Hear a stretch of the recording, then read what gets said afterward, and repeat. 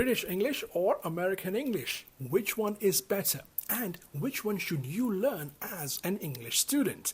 In this video, I'm going to break it down clearly with examples and help you choose the version that fits your goals. Welcome to Full Stack English. On this channel, I help English learners speak confidently, naturally, and correctly, no matter which accent you choose. If that sounds good, hit that subscribe button and let's begin. First, let's take a look at the key differences between British and American English. There are obvious pronunciation differences. The most obvious of them all being the pronunciation of the letter R. So in British English, we would say something like park or horse, whereas in American English, we would roll the R as in park or horse. Then we have some spelling differences in words like color, organize, and traveling. And of course, vocabulary differences where we have completely different words for the same things, like apartment in the US and flat in the UK, or trunk in the US and boot in the UK. So the next question people usually ask is, well, which one is correct, British or American English? The truth is, both are correct. English is a global language with many regional varieties.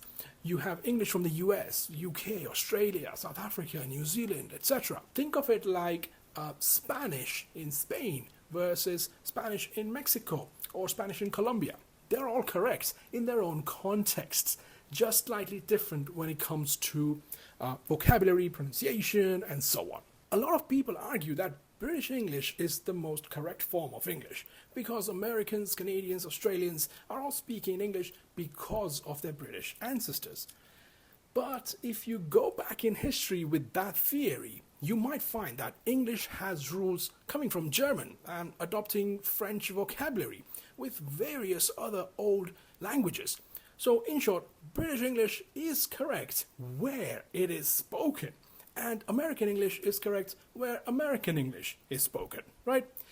The more important point here is, if a British person is visiting New York, they will have no issues in understanding and communicating with New Yorkers, except when it comes to local slangs, of course. Gabriella says we're down here for the gabagool. The gabagool.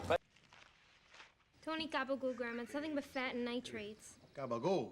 Over here. Now, a lot of you might be asking, well, tell me, which one should I study? This comes down to three things. Number one, where do you want to live, work, or study? If you are based in Europe, Asia, or Africa, chances are you will experience more British English. In the Americas, you're going to hear more American English. Number two, are you preparing for an English exam? For example, if you're preparing for IELTS, it uses British English, but TOEFL and Duolingo English test focus more on American English. So think about which one is more relevant to you. And number three, which kind of media do you like to consume or consume naturally? Do you like watching American shows like Friends, House, How I Met Your Mother, etc.? You're learning American English here. If you like The Crown, Downton Abbey, Top Gear, or Sherlock Holmes, you're practicing British English. The important thing to remember is you should focus on what is relevant to you. If you're going to work with people who communicate in American English, focus on developing that. And the same goes for British English, right? Of course, pick one to focus on. But it is also a good idea to expose yourself a little bit to the other one. They are very similar, but being flexible and able to understand various accents is a powerful skill. And finally, be aware of some common confusions when it comes to differences in vocabulary. For example, pants in the UK mean underwear. For Americans, it means a completely different thing. Or chips in the UK mean French fries, whereas in the US, chips mean something else. Also, public schools in the UK are actually private schools. They are more expensive. But in North America, public schools are exactly what they are, publicly funded schools. So, is British English better than American English or the other way around? Neither. The best English is the one that helps you reach your goals. Think about that. My advice, Choose one as your base. British or American, doesn't matter. Stick with it for spelling, exams, work, study, etc. But stay open to understanding both and being flexible.